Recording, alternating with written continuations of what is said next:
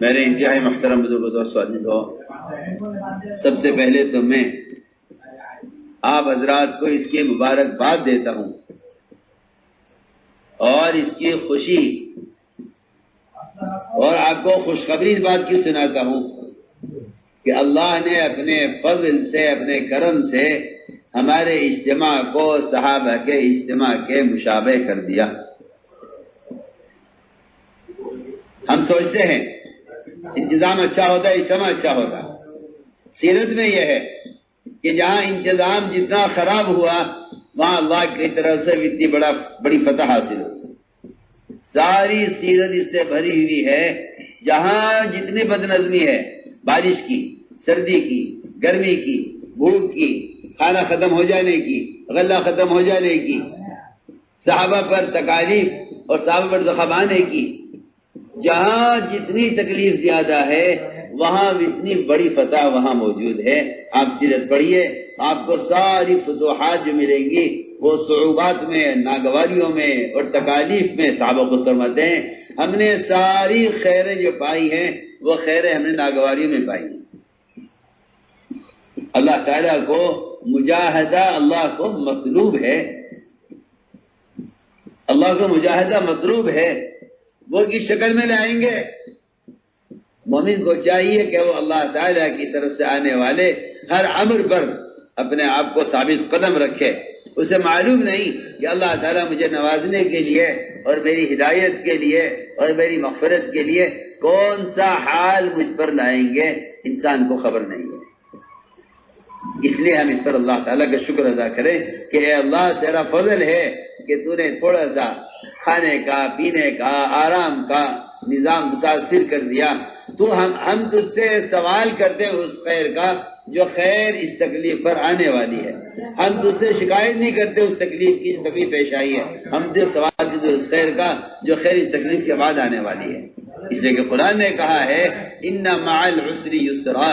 کہ ساری ہدایت کی خیریں وہ اس راستے کی تکالیف پر موقوف ہیں۔ ان مع العسر یسرا، ان مع العسر یسرا 2 مرتبہ فرمایا ہے، تو 2 مرتبہ بتانے کا مطلب یہی ہے کہ قیامت تک امت کے ہدایت پر رہنے کا سلسلہ یہی رہے گا کہ دشواریاں، تنگیاں، پریشانیاں، بے آرامی، سردی، گرمی، برسات،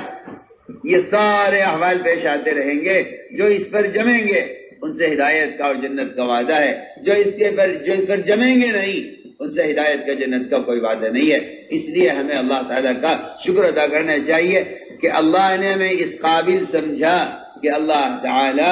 ہم پر صحابہ والی تکالیف لائیں۔ اللہ نے ہمیں اس قابل سمجھا، ہم اس قابل نہیں تھے کہ اللہ تعالی ہم پر بارش لاتے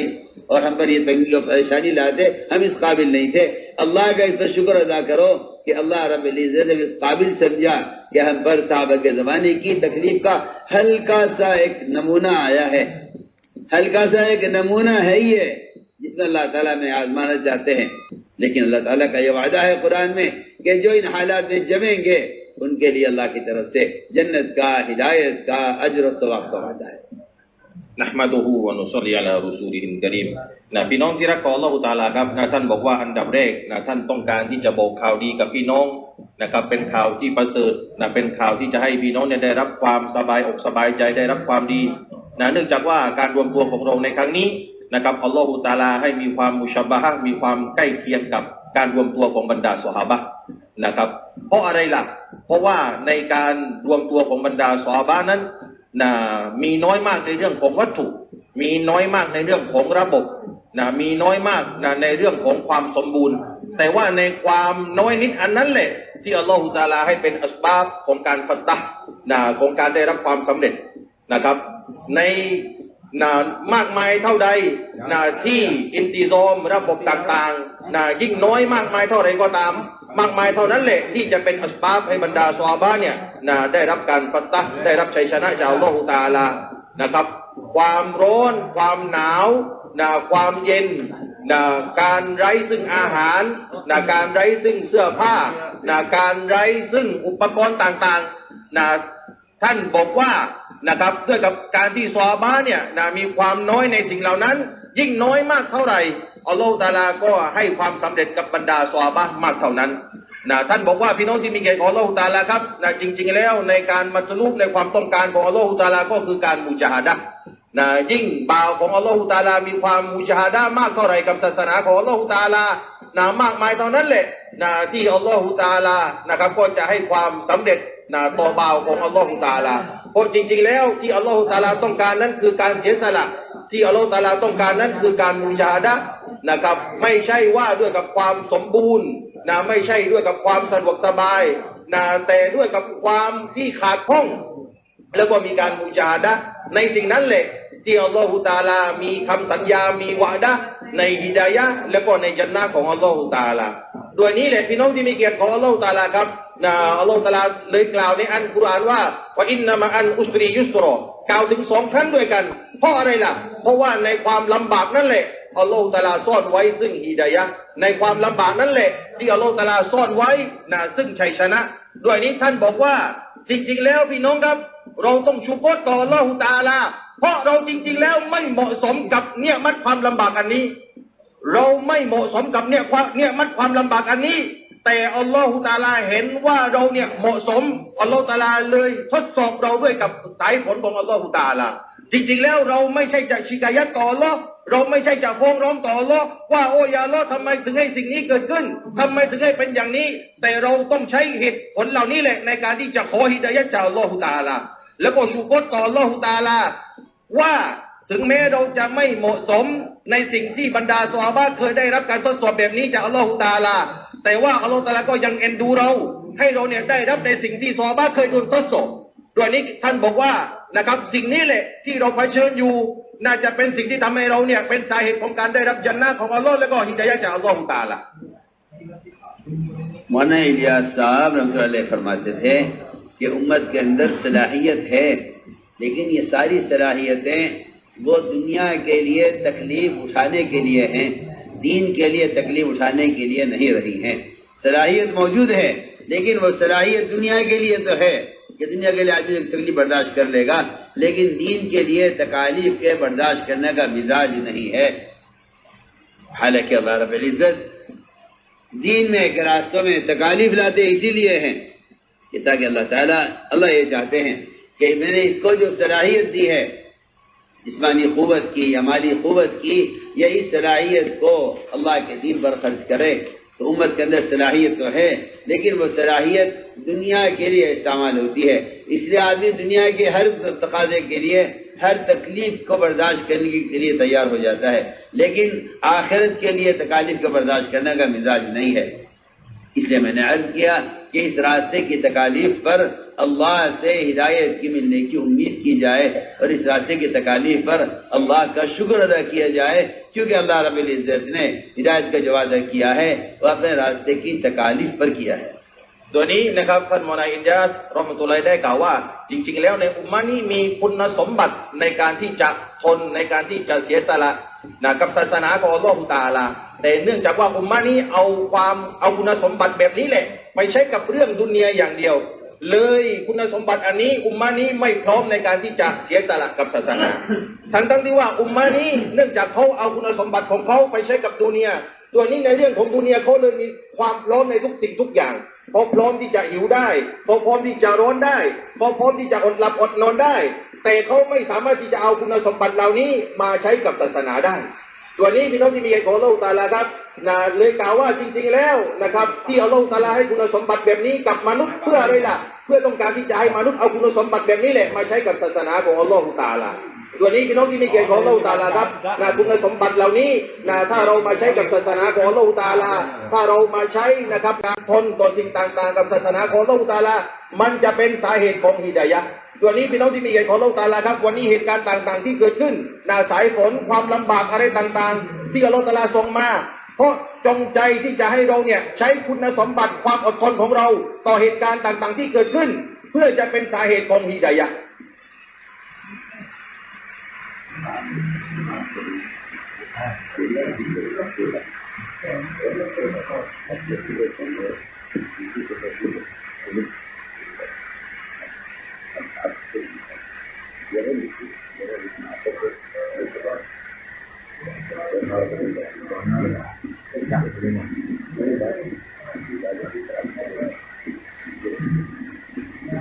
انسان کی یہ فطرت ہے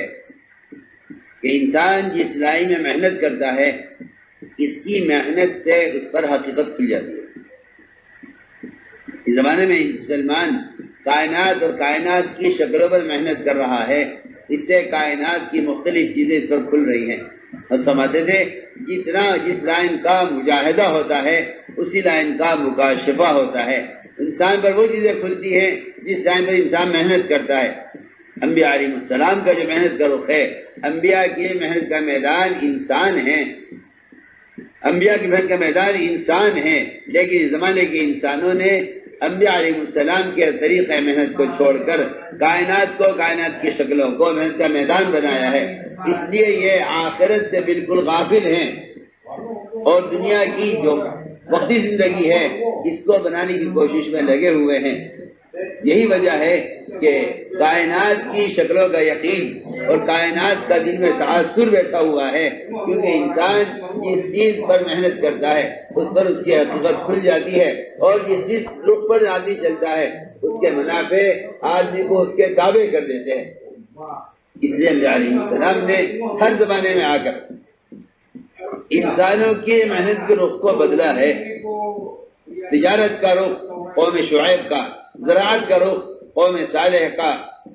صنعتوں کا رخ قوم صالح کا، حکومت کا رخ قوم فرعون کا، سارے رخوں کو آ کر انبیاء علیہ السلام نے آ کر بدلا ہے۔ رخ یہ بدلا ہے کہ کائنات اور چیزیں محنت کا میدان نہیں ہیں، بلکہ اللہ کے احکام، اللہ کی ذات تک پہنچنا اور اللہ تعالیٰ کے وجود کا دل میں تاثر پیدا کرنا، یہ ہے یہ رخ ڈالا انبیاء علیہ السلام نے آ کر انسانوں کے فکروں کو، ان کے رخ کو کائنات سے خالق کائنات کی طرف پھیرا ہے۔ انسانوں کے رخ کو کائنات سے خالق کائنات کی طرف پھیرا ہے۔ اس لیے کہ جب کائنات کی ایک شکل نظر آتی ہے تو انسان سمجھتا ہے یہ شکل بڑی ہے، یہ معبود ہوگا، یہ شکل بڑی ہے، یہ معبود ہوگا، یہ شکل اس سے بڑی ہے، معبود ہوگا۔ ابراہیم علیہ السلام نے تمام انسانوں کے رخ کو بدلنے کے لیے اپنے رخ کے بدلنے کا اعلان کیا ہے۔ فرمایا انی وجہت وجہی للذی فطر السماوات والارض حنیفا وما انا من المشرکین، کہ میں شرک کرنے والے میں سے نہیں ہوں۔ ان کا رخ کیسے درست ہوا؟ ستارہ نظر آیا کہ یہ رب ہو سکتا ہے، چمکدار ہے۔ چاند نظر آیا، ستارہ غائب ہو گیا۔ چاند نظر آیا کہ یہ بڑا ہے، یہ رب ہو سکتا ہے، چاند بھی غائب ہو گیا۔ میں سورج نظر آیا کہ سورج بڑا ہے، یہ سورج رب ہو سکتا ہے۔ میں کہ جتنی کائنات کی شکلیں تھی، کائنات کی شکلوں کا انکار کرتے رہنا یہی اللہ تک پہنچنے کا ایک واحد ذریعہ ہے۔ جو کائنات کی شکل میں الجھ جائے گا وہ اللہ تک پہنچ نہیں سکے گا، جو کائنات کی شکل میں گم ہو جائے گا وہ اللہ تک پہنچ نہیں سکے گا۔ اس لیے بالکل واضح بات ہے، کافر مومن کے درمیان فرق یہ ہے کہ کافر کائنات کی شکلوں میں گم ہے، اور مومن کہ مومن میں تو کائنات آفاق مومن میں گم ہے۔ علامہ اقبال نے بات فرمائی ہے۔ علامہ اقبال فرماتے ہیں کہ کافر کائنات میں گم ہے، چاند میں، سورج میں، ستاروں میں، شکلوں میں گم ہے، اور مومن وہ ہے کہ کائنات مومن کے اندر گم ہے۔ مومن کائنات کی شکلوں کوئی چیز نہیں سمجھتا، بلکہ وہ اس سے بڑھ کر خالق کائنات کو سامنے رکھ کر چلتا ہے۔ اس لیے انبیاء علیہ السلام نے آ کر سب سے پہلے جو محنت کی ہے وہ دلوں کے رخ کو صحیح کرنے کے لیے کلمہ لا الہ الا اللہ، اس کی دعوت کو انبیاء علیہ السلام نے ایک اجتماعی مقصد بنایا۔ آپ ذرا پڑھیے قرآن تو آپ کو پتہ چلے گا کہ انبیاء علیہ السلام کی بعثت کا مقصد اور انبیاء علیہ السلام کا جو مشترک کلمہ ہے، کلمہ لا الہ الا اللہ۔ شریعتیں انبیاء کی مختلف ہیں، کلمہ سب کا مشترک ہے۔ شریعت سب کی مختلف ہیں، کلمہ سب کا جو ہے، شریعت سب کی مختلف ہیں لیکن کلمہ سب کا مشترک ہے۔ وما ارسلنا من رسول من قبلک من رسول الا نوحی الیہ لا الہ الا انا فاعبدون، کہ انبیاء علیہ السلام کا سب کا کلمہ مشترک ہے، ہر نبی کلمہ لے کر آیا ہے۔ انبیاء علیہ السلام کو پاگل کہلائے جانے کی جو بنیادی سبب ہے وہ سبب یہ ہے نبیوں کو پاگل کہلائے جانے کا کہ انبیاء علیہ السلام نے کائنات کی ساری شکلوں سے نہ ہونے محض اللہ کی ذات سے ہونے کی دعوت دی ہے۔ تجارت کی شکلوں میں، زراعت کی شکلوں میں، صنعتوں کی شکلوں میں، حکومتوں کی شکلوں میں، ہتھیاروں کی شکلوں میں، ساری شکلوں کا انکار کیا اللہ کی توحید کو قائم بیان کرنے اور اللہ کا تعارف کرانے کے لیے۔ تو میں عرض کرنا چاہتا ہوں کہ اللہ کے غیر سے اللہ کے رخ جب پھرتا ہے جب اللہ کے ما سوا کا انکار کیا جائے۔ ابراہیم علیہ السلام نے ساری شکلوں کا انکار کیا۔ پھر سوال آیا ان بادشاہوں کی شکلوں کا جن کے قبضے میں حکومت، جن کے قبضے میں ملک کا نظام ہوتا ہے، جن کے قبضے میں ملک کا نظام ہوتا ہے، ان کا نمبر آیا۔ نمرود نے کہا کہ رب میں ہوں، کیونکہ رزاق میں ہوں، میں رزق دیتا ہوں۔ انسان کائنات کی جس شکل کو بھی بڑا سمجھ لے گا اس شکل کے تابع ہو جائے گا، کائنات کی جس شکل کو بڑا سمجھ لے گا اس شکل کے تابع ہو جائے گا۔ سوال ہوا ابراہیم علیہ السلام سے، بتاؤ پالنے والا کون ہے؟ ماں نے کہا میں تمہیں پالتی ہوں۔ آبو کون پالتا ہے؟ کہ مجھے تیرا باپ آذر پالتا ہے۔ آذر کون پالتا ہے؟ کہ آذر کو نمرود پالتا ہے۔ نمرود کو کون پالتا ہے؟ یہاں آ کر کفر کا کلام ختم ہو گیا۔ انہوں نے کہا نمرود تو رب الارباب ہے، وہ سب کو پالتا ہے۔ ابراہیم علیہ السلام کے بعد سمجھ نہیں آئی۔ حضرت فرماتے تھے کہ جب اعضاء کے اعتبار سے میں، میری ماں، میرا باپ نمرود اعضاء کے اعتبار سے برابر ہیں اور مخلوق ہونے میں برابر ہیں، تو پھر یہ نمرود رب کیسے ہو سکتا ہے؟ جب اعضاء کے اعتبار سے ہم برابر ہیں تو نمرود رب کیسے ہو سکتا ہے؟ ابراہیم علیہ السلام کو یہاں سے چڑھ گئی کہ نہیں، نمرود کو پالنے والا کون ہے؟ جتنے حالات میں ابراہیم علیہ السلام پر آئے ہیں ان سارے حالات کا بنیادی سبب ہی یہی ہے کہ اللہ کے بادشاہ کا انکار کیا، اس پر حالات پیش آئے۔ اللہ کے بادشاہ کا انکار کیا، اس پر حالات پیش آئے۔ ابراہیم علیہ السلام نے ساری شکلوں کا انکار کیا۔ امتحان ایمان کا ہوتے ہوتے ہوتے ہوتے نوبت یہاں تک آ گئی کہ نمرود نے ابراہیم علیہ السلام کو آگ میں ڈالنا طے کیا کہ یا تو مجرد تسلیم کرو ورنہ پھر اس آگ میں جلائے جاؤ گے۔ یہاں ایمان کا امتحان ہے کہ جب آپ ساری شکلوں کے انکار کرتے آئے ہیں، آخر میں سب سے بڑی شکل آئی جبرائیل کی۔ جبرائیل اللہ کی تمام مخلوق میں سب سے بڑی شکل ہے۔ مخلوق ہونے کے اعتبار سے اللہ کا غیر ہیں، مخلوق ہونے کے اعتبار سے جبرائیل میں اور چونٹی میں کوئی فرق نہیں ہے۔ اللہ کے محتاج ہونے میں جبرائیل میں اور چونٹی میں کوئی فرق نہیں ہے، ان کے آپس کا فرق ان کے درمیان میں ہے۔ اللہ کے ان کے درمیان کے اعتبار سے جبرائیل چونٹی میں کوئی فرق نہیں ہے۔ ابراہیم علیہ السلام نے جبرائیل کی مدد کا انکار کیا۔ اما الیک فلا، کہ ہمیں آپ کی حاجت نہیں ہے، ہمیں آپ کی حاجت نہیں۔ اللہ تعالی نے لکھا ہے کہ ابراہیم علیہ السلام توپ کے اور آگ کے درمیان میں تھے، جہاں جبرائیل نے اپنی قوت اور اپنا سبب پیش کیا ہے۔ ابراہیم علیہ السلام آیا اما الیک فلا، ہمیں آپ کی حاجت نہیں۔ جبرائیل کا آنا بطور امتحان کے ہے، بطور مدد کے نہیں ہے۔ جبرائیل کا آنا بطور امتحان کے ہے۔ ہم دیکھنا چاہتے ہیں کہ جن کا تفکر اللہ کی ذات پر ہوتا ہے وہ کس شکل کو اپنے آگے رکھتے ہیں۔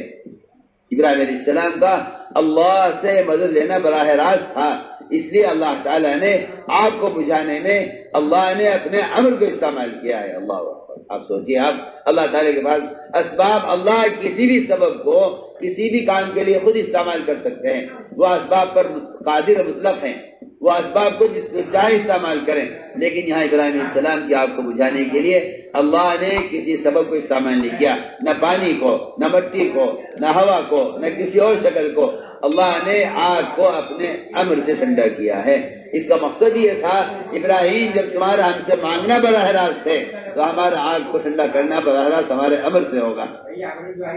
اللہ تعالی نے آگ کو اپنے امر سے ٹھنڈا کیا ہے۔ آگ کو اپنے عمل سے ٹھنڈا کیا ہے، سبب سے ٹھنڈا نہیں کیا، اپنے عمل سے ٹھنڈا کیا ہے۔ تو میں نے عرض کیا کہ شکلیں آئیں گی سامنے، یہ انسان کی فطرت ہے۔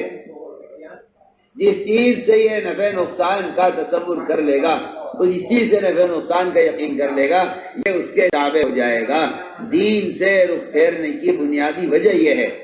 کہ دنیاوی نقصانات مسلمان کو اللہ کے احکام سے ہٹا دیتے ہیں، کیونکہ اللہ کو رب ماننا، اللہ کو رب ماننا صرف یہ نہیں ہے کہ میں اللہ کو رب مانتا ہوں، اللہ کو رب ماننا یہ ہے کہ اب آپ اس کی عبادت میں، اس کی اطاعت میں ساری شکلوں سے رخ پھیر لیں۔ جو آدمی سبب کے لیے، جو آدمی نماز کے لیے سبب کو نہیں چھوڑ رہا ہے، جو آدمی نماز کے لیے دکان کو نہیں چھوڑ رہا ہے، اس کا یقین دکان پر ہے، اس کا یقین عمل پر نہیں ہے۔ یقین جس چیز پر ہوگا آدمی اس کو مقدم کرے گا۔ اگر یہ سبب کو مقدم کرتا ہے عمل پر تو اس کا یقین سبب پر ہے، اور اگر یہ عمل کو مقدم کرتا ہے سبب پر تو اس کا یقین عمل پر ہے۔ اللہ تعالیٰ ایمان کو جانچنے کے لیے حالات لاتے ہیں، دیکھنے کے لیے کہ اگر نماز اور دکان جمع ہو جاتی ہیں تو یہ آگے کس کو رکھتا ہے۔ اگر نماز کو چھوڑتا ہے دکان کے لیے تو اس کا معبود دکان ہے، اگر یہ حکم کو چھوڑتا ہے سبب کے لیے تو اس کا معبود سبب ہے، اور اگر سبب کو چھوڑتا ہے حکم کے لیے تو اس کا معبود اللہ ہے۔ بالکل سیدھی بات، قرآن نے اس کو صاف کر دیا بالکل، کہ جو آدمی اللہ سے رخ پھیر کر، اور اللہ سے رخ پھیرنے والا جو اللہ کا انکار کرتے نہیں، جو اللہ کے احکام کا انکار کر رہا ہے وہ اللہ سے رخ پھیرنے والا ہے۔ اللہ کی طرف رخ ہونے کا مطلب یہ نہیں ہے کہ میں اللہ کو جانتا ہوں، اللہ کی طرف رخ کرنے کا مطلب یہ ہے، اور توجیہ سے کہتے ہیں ابراہیم علیہ السلام کی جو توجیہ ہے وہ توجیہ یہ ہے کہ میں نے وہ تمام شکلیں، جو شکلیں مجھے اللہ کی طرف جانے سے روکنے والی تھی، میں نے ان تمام شکلوں سے رخ پھیر لیا ہے۔ ایمان والوں میں ایمان کا دعویٰ پیدا ہو گیا کہ ہم ایمان والے ہیں۔ قرآن احادیث پر غور کیا جائے کہ ایمان والا کس کو کہا گیا ہے۔ قرآن میں غور کیا جائے کہ ایمان والا کس کو کہا گیا ہے، کیا ایمانی صفات ہیں، مومن کون ہے۔ قرآن میں غور کیا جائے کہ مومن کون ہے تو قرآن کی آیتوں سے ایمان کی حقیقت معلوم ہوتی ہے، اور احادیث پر غور کرنے سے ایمان کی حقیقت معلوم ہوتی ہے۔ اور انہوں نے صاف فرمایا ہے کہ ایمان والے ہی کامیاب ہیں۔ آگے تفصیل ہے، الذین هم فی صلاتهم خاشعون والذین هم عن اللغو معرضون والذین هم للزکاة فاعلون والذین هم لفروجهم حافظون۔ ایمان اپنی علامتوں کے ساتھ ہے، ایمان اپنی علامتوں کے ساتھ ہے۔ اللہ رب العزت مومن کو اسباب میں رکھتے ہی ہیں اس کے ایمان کا امتحان لینے کے لیے، کہ مومن اسباب کی دنیا میں آ کر، اسی لیے امتحان انسان کا ہے، امتحان انسان کا ہے، کیونکہ انسان کو اسباب کا محتاج بنایا ہے، انسان کے اندر اسباب کی حاجت پیدا کی ہے، اور پھر اس کو اپنے احکام دیے اللہ تعالیٰ نے۔ اللہ دیکھنا چاہتے ہیں کہ یہ ان اسباب کی حاجتوں میں، ان اسباب کی ضرورتوں میں مجھے کتنا یاد رکھتا ہے۔ یہ اسباب کی حاجتوں میں، اسباب کی ضرورتوں میں مجھے کتنا یاد رکھتا ہے۔ اللہ رب العزت نے اس امتحان کے لیے دنیا کو امتحان کی جگہ بنایا ہے۔ اس صاف بالکل قرآن نے صاف کہہ دیا ہے کہ ہم کسی کو بھی امتحان لیے بغیر چھوڑیں گے نہیں، ہم ہر مومن کا امتحان لیں گے، ہم ہر مومن کا امتحان لیں گے۔ قرآن نے صاف کہہ دیا بالکل۔ کیا ایمان والوں کا خیال یہ ہے کہ آمنا کہہ دیں گے ہم ان کو چھوڑ دیں گے؟ نہیں، بلکہ ہم ان کا سخت امتحان لیں گے۔ اللہ رب العزت نے دنیا کو امتحان کی جگہ بنایا ہے، انبیاء کا، صحابہ کا، اولیاء کا، میرا، آپ کا، قیامت تک آنے والے عام مسلمانوں کا، سب کا امتحان ہوگا اسباب میں، کہ ہم دیکھنا چاہتے ہیں کہ تم ہمیں اسباب میں کتنا یاد رکھتے ہو۔ جی ہاں، 4 امتحان ہیں اسباب میں، اچھی طرح یاد رکھیں، 4 امتحان ہیں اسباب میں۔ پہلا امتحان کہ اگر ہم تمہیں اسباب زینت، اسباب معیشت دیں، تجارت کے اسباب یا زینت کے اسباب، تم اس میں ہمیں کتنا یاد رکھتے ہو۔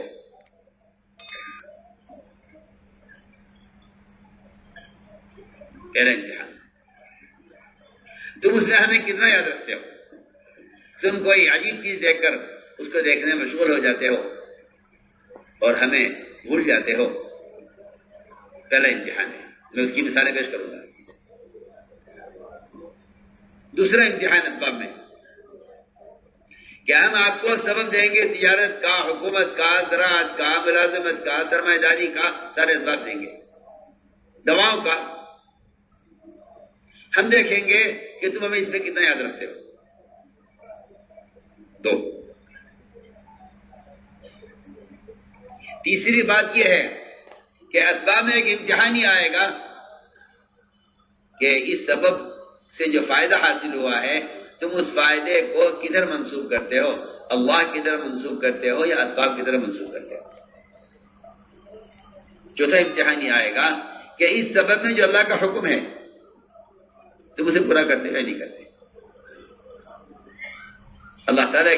کے احکام اسباب میں بکھرے ہوئے ہیں، دنیا میں قیامت تک کوئی سبب ایسا نہیں آئے گا جس سے متعلق قرآن حدیث کے اندر اس سے متعلق حکم نہ ملے، ایسا کوئی سبب نہیں آئے گا۔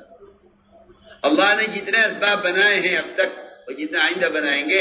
اللہ نے ان سارے اسباب کے ساتھ احکام جوڑے ہیں۔ تو یہ چار امتحان مجھے عرض کرنے ہیں۔ آپ اسباب زینت میں، اسباب تجارت میں آپ ہمیں کتنے یاد رکھتے ہیں؟ سنیے آپ، پہلی بات عرض کر رہا ہوں، اسباب زینت، اسباب تجارت، آپ اس میں ہمیں کتنا یاد رکھتے ہیں؟ اللہ تعالیٰ نے یہ امتحان سلیمان علیہ السلام کا لیا۔ سلیمان علیہ السلام کا امتحان لیا، یہ بہت خوبصورت، انتہائی مزین ایسے گھوڑے اللہ نے پیدا کیے جو سواری کو لے کر ہوا میں اڑتے تھے، پانی پر تیرتے تھے اور راستے پر دوڑتے تھے۔ ایسے گھوڑے ان سے پہلے کبھی تھے نہ بعد میں کبھی ہوئے۔ ہم نے اس امتحان کے لیے پیدا کیے تھے کہ دیکھنا یہ ہے کہ دنیا کا کوئی عجوبہ، دنیا کی کوئی نئی چیز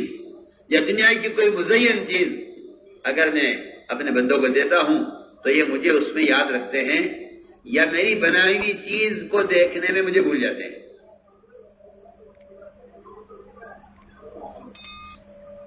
سلیمان علیہ السلام ان گھوڑوں کو دیکھ رہے تھے، ان پر ہاتھ پھیر رہے تھے اور ان کے بال ریشم زیادہ نرم، ان کی گردن سے ٹیل لگائے کھڑے ہوئے تھے اور اللہ کی قدرت کو دیکھ رہے کہ اللہ کی قدرت دیکھو کہ اللہ تعالیٰ نے کیسے گھوڑے پیدا کیے ہیں۔ ان کو دیکھنے میں عصر کی نماز قضا ہو گئی۔ سوچیے میں پہلا ایمان کے امتحان کی پہلی مثال دے رہا ہوں۔ آدمی میرے کے پاس بیٹھا ہوا ہے، بات کر رہا ہے، نماز آتی ہے نہیں۔ اپنے اور صحابہ کے ایمان کے بارے میں فرق دیکھو، فرق میری باتیں نہیں کہو سکتے، فرق دیکھو۔ یہاں بیوی سے بات کرنے میں نماز یاد نہیں رہی۔ وہاں عبداللہ بن رواحہ رضی اللہ تعالیٰ عنہ بیوی کی گود میں سر رکھ کر لیٹے ہوئے ہیں اور پلسرات پر گزرنے کو اور اس خطرے کو یاد کر کے رو رہے ہیں کہ وہاں سے گزرنا کیسے ہوگا۔ میں عرض کرتا ہوں، بیوی ہے، اولاد ہے، تجارت ہے، اللہ نے سارے بیان کیا قرآن میں۔ آباؤکم ابناؤکم ازواجکم عشیرتکم، یہ سب چیزیں ہیں۔ تم ان سب میں رہ کر ہمیں کتنے یاد رکھتے ہو؟ یہ امتحان ہے سب سے پہلے اسباب میں۔ ہم نے جو چیزیں تم سے متعلق کی ہیں تمہیں جن چیزوں سے متعلق کیا ہے ہم یہ دیکھنا چاہتے ہیں تم ہمیں کتنا یاد رکھتے ہو. صالح علیہ السلام گھوڑوں کو دیکھنے مشغول تھے. اثر قضا ہوگا، اثر قضا ہوگا. اس امتحان کی کامیابی یا ناکامی اس پر ہے کہ اگر آپ عصر کی نماز کے قضا ہونے کی وجہ سے غمگین اور پریشان ہیں اور آپ اس پریشانی میں اس چیز کو توڑ کر ختم کر دیں جس نے آپ کی نماز قضا کروائی ہے، پھر تو ہم سمجھ لیں گے کہ آپ کو ہمارے عمل کا زیادہ فکر ہے، ہماری عبادت کا زیادہ فکر ہے. اور اگر آپ یہ کہتے ہیں کہ چلو نماز قضا ہو گئی تو کوئی بات نہیں، باتیں پڑھ لیں گے، تو اس کا مطلب یہ ہے کہ آپ کو عمل کے ضائع ہونے کا غم نہیں ہے. جنہیں عمل کے ضائع ہونے کا غم ہوتا ہے وہ اسباب کو اور اپنی ان چیزوں کو چھوڑ دیتے ہیں جو اللہ کی یاد سے غافل کرنے والی ہوتی ہیں. اللہ کی یاد سے غافل کرنے والی چیزوں کو چھوڑ دیتے ہیں. سلیمان علیہ السلام سے کہا گیا کہ سلیمان عصر قضا ہو گئی. سلیمان علیہ السلام نے تلوار منگوائی اور سارے گھوڑے کاٹ کر ختم کر دیے. فرمایا کہ جو چیز اللہ کی یاد سے غافل کرے اس کو ختم کر دینا چاہیے. اس عمل نے سورج کو واپس نکالا. بڑھیا سورج کو واپس لاؤ. مجھے عصر کی نماز چاہیے ساری بادشاہت کے مقابلے میں، مجھے صرف عصر کی نماز پسند ہے. اسے کہتے ہیں رخ کا صحیح. علیہ السلام کو اس کا غم تھا کہ میری عصر قضا ہو گئی. سورج واپس نکلا. سلیمان علیہ السلام نے عصر کی نماز ادا کی ہے. سوچیے آپ، یہ پہلا امتحان بتا رہا ہوں میں کہ سبب میں کیا، پہلا امتحان کیا ہے. تم ہمیں سبب میں کتنا یاد رکھتے ہو، چاہے وہ زینت کے اسباب ہو چاہے وہ تجارت کے اسباب ہو، تم ہمیں کتنا یاد رکھتے ہو. ادھر سلیمان علیہ السلام نے زینت کے گھوڑے کاٹ ڈالے عصر قضا ہونے پر. اللہ نے سورج کو واپس نکال دیا. ایک صحابی آپ صلی اللہ علیہ وسلم کے ایسے ہیں کہ وہ اپنے باغ میں نماز پڑھ رہے تھے، نفل نماز، فرض نہیں، نفل نماز. ایک چڑیا نے ایک انگور کی بیل سے ایک دانہ کھایا انگور کا. ان کو وہ منظر اتنا پیارا لگ رہا تھا کہ وہ بھول گئے کہ نماز زکوٰۃ کون سی تھی. حالانکہ فرض نماز نہیں تھی، نفل نماز تھی. نفل نماز تھی. اور باغ ایسا باغ تھا جس باغ پر پورے خاندان کا گزارا ہوتا تھا، اس پر اس کا مدار تھا. وہ باغ کوئی خوبصورتی کے لیے نہیں تھا، وہ باغ ضرورت کے لیے تھا. ان کو یاد نہیں رہا کہ میری نفل کی نماز 2 رکعت ہوئی، 3 رکعت ہوئی، 1 رکعت ہوئی. وہ بھول گئے کیونکہ وہ باغ میں انگور کھانے کا منظر دیکھ رہے تھے پرندے کا. وہ اتنا خوبصورت منظر تھا، اس کو دیکھ کر نماز جاتی رہی. یہ صحابی نفل نماز پر انہیں اتنا غم تھا کہ باغ سے باہر نکلے فوراً اور باغ صدقہ کر دیا، چھوڑ دیا. بیوی سے کہا اس باغ نے میری نفل میں خیر پیدا کیا ہے، میں اس باغ کو چھوڑ دیتا. میں نہیں کہتا آپ سے کہ آپ اس باغ چھوڑ دیں. میں کہتا ہوں کہ آپ اس پر غور کریں کہ نفل نماز میں بھول ہو گئی پرندے کو دیکھنے کی وجہ سے، اس پورے باغ کو چھوڑ دیا ہمیشہ کے لیے کہ اس نے اللہ کی یاد میں خلل پیدا کیا ہے. اللہ کی یاد میں اس نے جو ہے مجھے اللہ کی یاد بھلا دی ہے اور مجھے رکعت یاد نہیں رہی. انہوں نے باغ کو چھوڑ دیا. سلیمان علیہ السلام نے زینت کے گھوڑوں کو کاٹ ڈالا. اللہ نے سورج کو واپس نکالا کہ میرے بندے کو نماز کے ضائع ہونے کا غم ہے. اس غم کا اثر ہے کہ ان نے گھوڑے کاٹ ڈالے. صحابی تستر کا قلعہ فتح کر کے اندر داخل ہوئے اور ایسی گھمسان کی جنگ تھی کفار کے ساتھ کہ اس وقت نماز نہیں پڑھی جا سکتی. ظاہر بات ہے کہ قتال کے موقع پر آسانی کی نماز قضا ہوئی.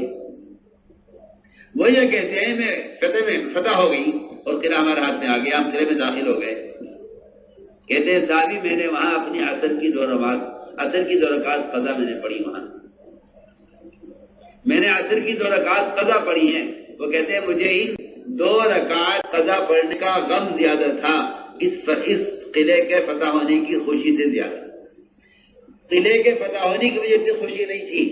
جتنی مجھے عصر کی نماز کے قضا ہونے کا غم تھا. اب سوچیے آپ، وہ عصر کی نماز جو قتال کی وجہ سے قضا ہوئی ہے، سوچیے وہ عصر کی نماز جو اللہ کے ایک امر کی وجہ سے قضا ہوئی ہے، وہ عصر کی نماز جو اللہ کے ایک امر کی وجہ سے قضا ہوئی ہے. اس عصر کی نماز کے قضا ہونے کا غم زیادہ تھا اور قلعے کے فتح ہونے کی کوئی خوشی نہیں تھی. کیا خوشی کہ ہمیں اتنا بڑا قلعہ ہمارے ہاتھ میں آ گیا اور ہم جیت گئے، ہمیں فتح ہو گئی اللہ کی طرف سے. عجیب بات ہے. جو وعدے اللہ سے کیے ہوئے عمل پر ان وعدوں کے پورا ہونے کی اتنی خوشی نہیں ہے جتنا عصر کی نماز کے قضا ہونے کا غم ہے. حالانکہ یہ عصر کی نماز جو قضا ہوئی ہے وہ دوسرے فریضے کے مقابلے میں آنے کی وجہ سے قضا ہوئی ہے. ادھر قتال آ گیا، ادھر نماز آ گئی. سوچو میں کیا کروں. نئی نماز آپ کی نماز تو ضائع ہو رہی ہے. ایک کسٹمر آ گیا ہے، ایک مشتری آ گیا ہے جو 100 روپے کی چیز خریدے گا. میں نے 100 روپے کی نماز کے لیے گئے، 100 روپے کی نماز قضا کر دی. وہاں قتال کا فریضہ آ گیا نماز کے مقابلے میں. صحابی کو اس قلعے کے فتح ہونے کا اتنی خوشی نہیں ہے جتنا عصر کی نماز کے قضا ہونے کا غم ہے. یہ میں نے عرض کیا کہ یہ پہلا امتحان ہے جس میں نے آپ سے چند واقعات عرض کیے ہیں. رسول علیہ السلام کا کہ زینت کے گھوڑے دیکھے، عصر کی نماز قضا ہو گئی. ادھر صحابی کا کہ چڑیا کے انگور کھانے کا منظر دیکھا اور نفل نمازیں بھول ہو گئی. میں عرض کرنا چاہتا ہوں کہ اللہ تعالی رب العزت نے مسلمان کے لیے جنت کا وعدہ کیا ہی اسی لیے ہے کہ تم دنیا میں ان ساری شکلوں کو ہمارے حکم پر چھوڑ کے دکھلا دو تو ہمارا تم سے جنت کا وعدہ ہے. تو میں نے ایک پہلی مثال عرض کی ہے کہ پہلا امتحان اسباب میں یہ ہے کہ اللہ تعالیٰ دیکھنا چاہتے ہیں کہ تم ان اسباب میں لگ کر مجھے کتنا یاد رکھتے ہو. اللہ تعالیٰ اپنے بندے کو اسباب دے کر یہ دیکھتے ہیں کہ یہ پہلے سبب کی طرف جاتا ہے، پہلے میری طرف آتا ہے. یہ دوسری بات ضروری ہے اس کے ساتھ. اللہ تعالیٰ یہ دیکھتے ہیں کہ یہ بندہ اس سبب سے کامیابی حاصل کرنے کو میری چاہت پر موقوف کرتا ہے یا سبب کے چاہنے پر موقوف کرتا ہے. یہ بہت ضروری بات ہے. بندہ، میں بندوں کا ساتھ دیتا ہوں، بندہ ان اسباب میں مجھے کتنا یاد رکھتا ہے، یعنی اس سبب سے کامیاب ہونے کو میری چاہت پر موقوف کرتا ہے یا اپنے سبب پر اس کے ہونے کو موقوف کرتا ہے. ہم سب کا حال یہ ہے، دکان مل جائے تو کہتا ہے میں کامیاب ہو گیا ہوں، پیسہ ہاتھ آ جائے تو کہتا ہے میں کامیاب ہو گیا ہوں، دوا کھا لے کہتا ہے میں کامیاب ہو گیا ہوں. دوا حاصل ہو جائے، دوا حاصل جائے، مریض سمجھتا ہے میں کامیاب ہو گیا. ہتھیار حاصل ہو جائے تو دل چاہتا ہے کہ میں محفوظ ہو گیا ہوں. میں عرض کرنا چاہتا ہوں اس کے ساتھ کہ اللہ تعالیٰ نے دوسرا امتحان یہ لیا سلیمان علیہ السلام کا کہ اے سلیمان، ہم تمہیں صحت مند، خوب بچے جننے والی، صحت مند خوب بچے جننے والی 100 بیویاں ہم تمہیں دیتے ہیں. سلیمان علیہ السلام نے ارادہ خیر کیا اور یہ فرمایا، بخاری کی روایت ہے، فرمایا کہ میں ان 100 بیویوں سے اللہ کے راستے کے 100 مجاہد گھڑ سوار تیار کرنا چاہتا ہوں جو سب کے سب فارس ہوں گے، گھڑ سوار ہوں گے، اور میں ان کے ذریعے اللہ کے راستے کا جہاد، اللہ کے دین کی محنت کے لیے اپنی بیویوں سے 100 بیٹے پیدا کرنا چاہتا ہوں. اس کا ارادہ کیا. بیویاں آج نہ صرف نیت بہت اچھی ہے. یہ 100 تاجر، 100 زمیندار اور یہ 100 عہدے دار اور یہ 100 مالدار نہیں تیار کرنا چاہتے بیویوں سے. یہ اپنی بیویوں سے اللہ کے راستے کے 100 مجاہد چاہتے ہیں۔ انبیاء علیہ السلام کی ہمیشہ تمنا ہوتی ہے کہ ان کی اپنی اولاد ہو جو دین کی حفاظت کرے۔ زکریا علیہ السلام نے 120 سال کی عمر میں اور 90 سال بیوی کی عمر سے اللہ سے اولاد مانگی ہے، صرف اس لیے تاکہ یہ اس دین کی حفاظت کریں آگے۔ یہ انبیاء علیہ السلام کے اولاد چاہنے کی وجہ ہوتی ہے۔ ہمارے اور نبیوں کے اولاد چاہنے میں بڑا فرق ہے۔ وہ اولاد چاہتے تھے دین کی محنت کے لیے، ہم اولاد چاہتے ہیں دنیا کے لیے۔ بہرحال اسلامی نیت کی 100 بیویوں سے صحبت کی، اللہ کی شان۔ 100 بیویوں میں سے ایک بیوی کو حمل ٹھہرا، 99 عورتوں کو حمل نہیں ہوا۔ 99 عورتوں کو حمل نہیں ہوا، ایک عورت کو حمل ٹھہرا ہے۔ وہ حمل بھی وقت سے پہلے ضائع ہو گیا، جان پڑنے سے پہلے ضائع ہو گیا۔ کیا وجہ ہوئی؟ کیا وجہ ہوئی؟ سلیمان تمہارا ارادہ اچھا تھا، سلیمان تمہاری بیویاں صحت مند تھی، سلیمان تم اپنے ارادے میں بالکل مخلص تھے، مگر تم اگر اپنے اس ارادے کو ہماری چاہت پر موقوف کر دیتے، اگر تم اتنا کہہ دیتے انشاءاللہ، روایت میں آدھا فرمایا، صاحب روایت ہے، آپ فرمایا اگر میرے بھائی سلیمان اس وقت انشاءاللہ کہہ دیتے 100 بیویوں سے 100 بچے پیدا ہوتے، 100 بیٹے گھڑ سوار پیدا ہوتے۔ سلیمان انشاءاللہ کہنا بھول گئے۔ اللہ تعالیٰ نے اس پر سلیمان علیہ السلام کو ان 100 بیویوں سے ایک بھی اولاد نہیں ہوئی، ایک حمل ٹھہرا، وہ بھی اللہ نے اس لیے ضائع کر دیا کہ ہم یہ حمل بھی ہمارے قبضے میں، ہم جب چاہیں ضائع کر دیں۔ وما تشاءون الا ان یشاء اللہ۔ اللہ کا جتنا غیر ہے اس سب کے چاہنے کی نفی،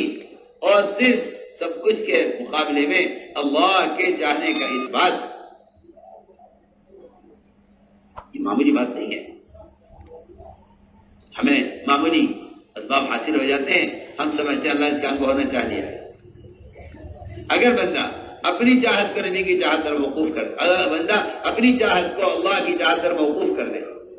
تو پھر اللہ رب العزت اس پر بندے کے کام کو اپنی قدرت سے پورا کر دیتے ہیں کہ بندے نے مجھے وکیل بنایا ہے، سپرد کیا ہے۔ سوچیے آپ، حضور اکرم صلی اللہ علیہ وسلم کی چاہت تھی کہ ابو طالب کلمہ پڑھ لیں۔ ایک چچا جو محسن ہیں ان کی ہدایت کی تمنا، اور دوسرے چچا حمزہ ان کے قاتل وحشی کو قتل کرنے کی تمنا۔ وحشی کے لیے ہلاکت چاہتے تھے، اللہ وحشی کو ہدایت دے رہے ہیں۔ دوسرے چچا کی ہدایت چاہتے تھے، اللہ ان کی ہلاکت کا فیصلہ کر رہے ہیں۔ اللہ نے صاف فرمایا انک لا تہدی من احببت، آپ اپنی چاہت ہدایت نہیں دے سکتے، ہدایت جس کو چاہیں گے دیں گے۔ اللہ تعالیٰ کی مشیت نبی کی چاہت پر بھی غالب ہے، اللہ کی چاہت نبی کی چاہت پر بھی غالب ہے۔ نبی چاہتے تھے سلیمان علیہ السلام کہ 100 بیٹے پیدا ہوں، اللہ نے نہ چاہا۔ اگر تم یہ کہہ دیتے اگر اللہ نے چاہا تو ایسا ہوگا، تو روایت میں آتا ہے آپ نے فرمایا کہ اگر ہمارا بھائی سلیمان انشاءاللہ کہہ لیتے اس وقت تو اپنے اس ارادے میں کامیاب ہو جاتے۔ آپ سوچیں، ہم صبح سے شام تک اس بات کو کتنا بولتے ہیں، اگر حکومت نے چاہ لیا، اگر ڈاکٹر چاہ لیتا، اگر وکیل چاہ لیتا، اگر جج چاہ لیتا، اگر